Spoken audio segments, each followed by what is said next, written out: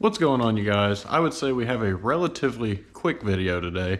So if you guys have missed in the past, we have began NATT swapping this NAZ right here, and we have actually pulled the engine out, tore the heads down because we found out we have bad heads, and we're pretty much at a open slate. Since we're going TT from NA on an NA block, we're actually going to upgrade our heads to TT heads. Sorry about my breath and whatnot. It's really cold out here and I really can't control any of that. But we've got these 40p casting heads to go and replace the 30p heads that was on this NA block. So here's the original heads that were on the car. And in the video that we pulled them off to do valve stem seals, when we found out that we had these issues, when we went to tighten these cam caps back down, you see how backed out this bolt is? Well, yeah, it's barely even threaded in. And well, it actually might not be threaded in at all. That bolt is stuck in that cam cap because the cam cap got hot and swole, and now it actually threads out of the cam cap instead of just sliding out like it should.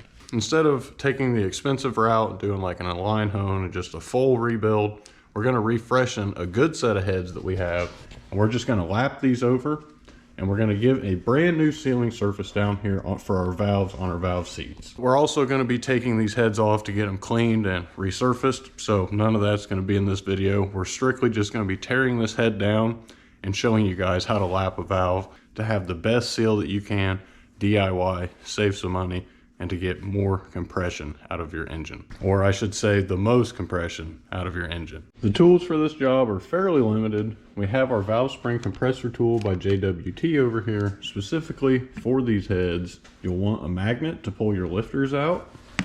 We have some valve stem seal pliers. You'll need some valve grinding compound, which is pretty much just like sand paste, so you can actually grind while you use the suction cup tool to suction cup on the valve and spin it to grind it into the valve seat or valve face. So pretty much we're just going to be grinding or sanding essentially between two surfaces, but using them surfaces against each other so they can create a perfect seal between themselves. Now that we've went over about everything, let's start tearing the head down. So we did go ahead and pull it off the motor, obviously, and this is the better way to do it so you can actually get everything clean and thorough. So remove your 4 12 mils for your spark plug tube seals or tube guide. Now we've got 8 10 mil bolts right here for our exhaust valve cover, and we have 8 Phillips screws here on your intake.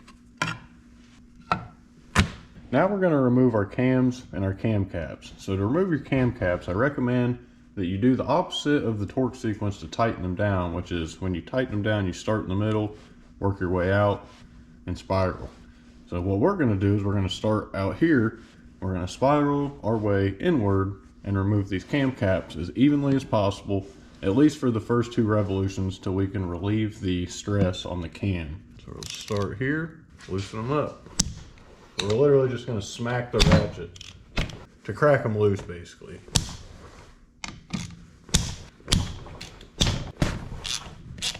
Now that we're all cracked loose, let's go back and just do a quarter turn on each of these to evenly bring them off of the head. So far all these feel good.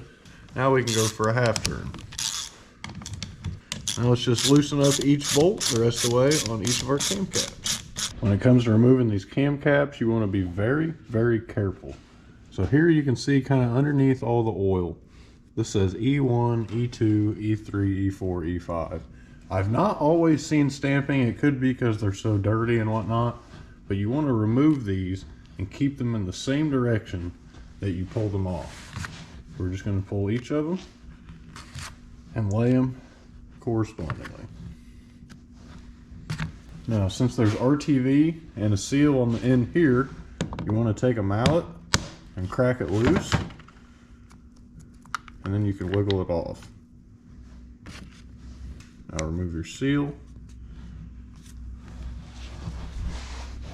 And now you should be able to pull your cam out. Here we're just going to lift it straight up, twist it a little bit to free it up, and we're going to take that trusty magnet. We're going to pull each of our hydraulic lifters out. Be very careful not to drop these as well. Now before we move on with removing the keepers and the valve spring assemblies and removing the valve itself, I just want to apologize if you hear the heater in the background. I finally got this thing fired up and it's like 12 degrees out today, so I need a little bit of warmth on me. I'm not going to run it all the time, so again, I apologize. Now this is where our spring compressor tool comes into play.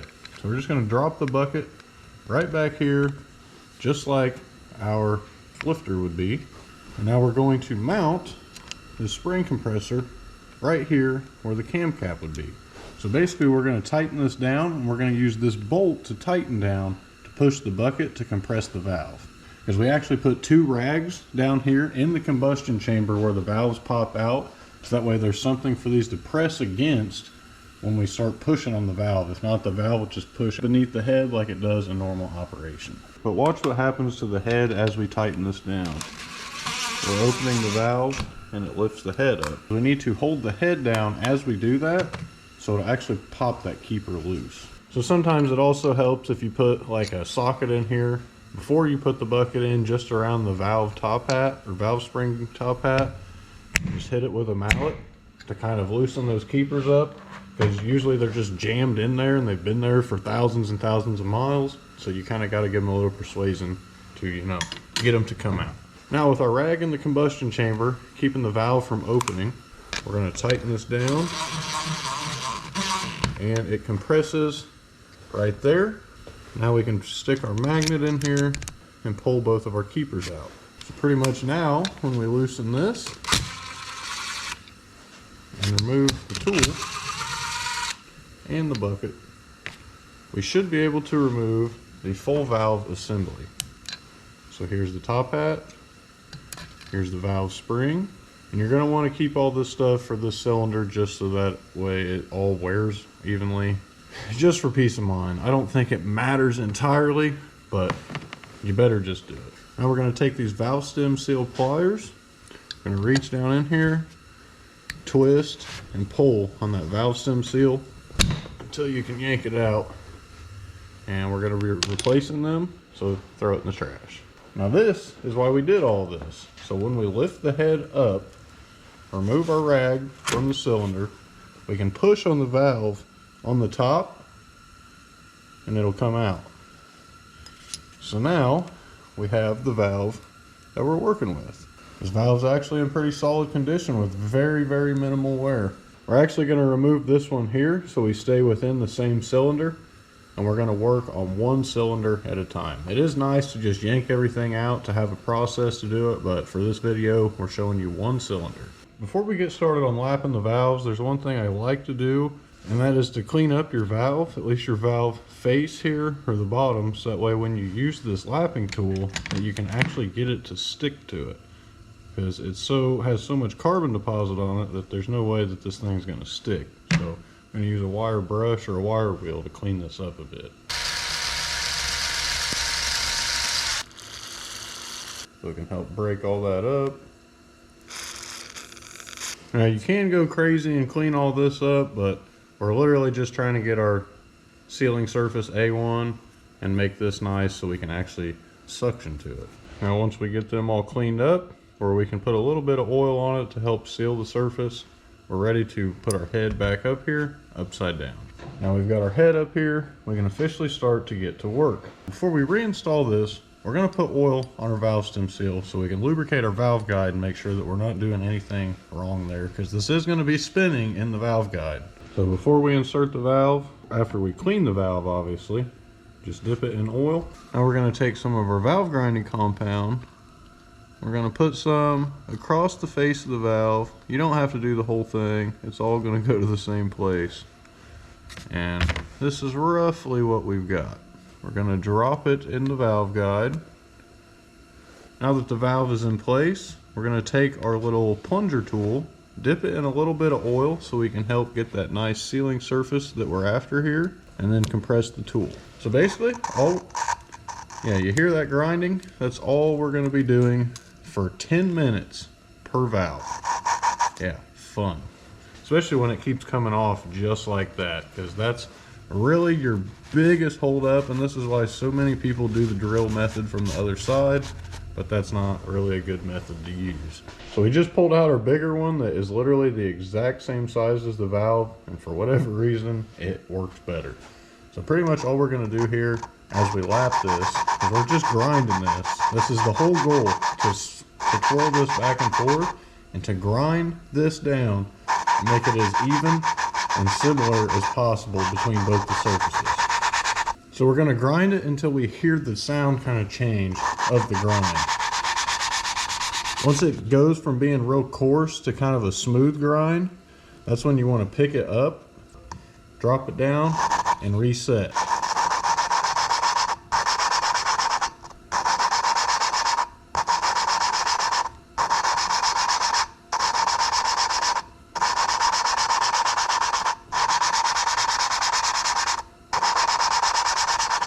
That's literally all that you do for 10 whole minutes until you get a nice new seat for this valve and the valve seat.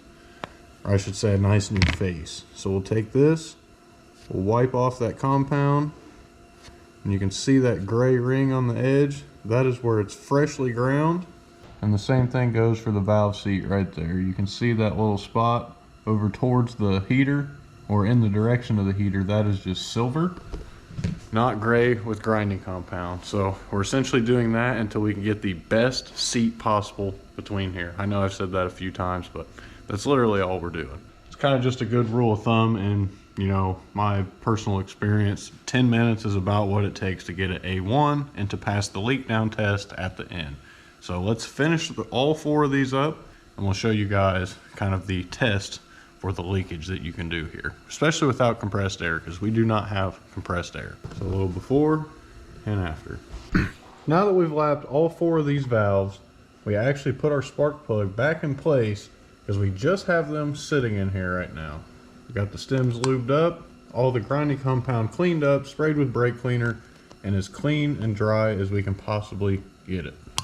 So now the test, what you need this spark plug in here for, is we're actually going to fill this combustion chamber up with really thin liquid, ideally gasoline if you have it, so that way we can see where the leaks are in our valves. And we can check here in our runners to check for leaks. And also, if the level drops, you can know that there's a leak. Ideally, you want no leaks here for at least 10-15 minutes. It's going to be different from them just laying in the head than when they have their spring and stuff, pulling it down. People say do 30 minutes. Honestly, your combustion happens instantaneously. It's not like it's holding for 10, 15, 30 minutes. So that's another thing to keep in mind. If it'll hold for 10 or so, you're good to go. You can use water, but I think we're just maybe gonna fill this up with brake cleaner. Well, we can already see over here on this side that we have a little bit of a leak, so we got to do a little bit more attention to our intake valves.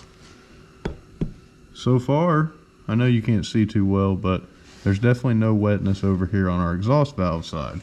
So basically we need to go back and we need to redo this until we can get this to sit and seat, where we can just leave this liquid to sit here for like 10-15 minutes and it doesn't leak out at all. And it's as easy as that to lap your valves on your VG30DE with your whatever heads for the dual cam version. Now this is a pretty versatile. If you can do one head, you can probably do them all. They're just going to be a little bit different in design and whatnot, but still, for right now, I think our leaks are only right up here on the top on this side. Sorry, that side's perfectly good.